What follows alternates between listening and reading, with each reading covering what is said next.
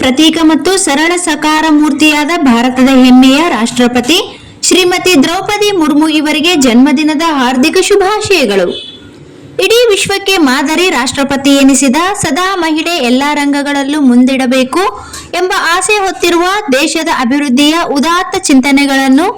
ಆಶಯಗಳನ್ನು ಹೊಂದಿದ ದ್ರೌಪದಿ ಮುರ್ಮು ಅವರಿಗೆ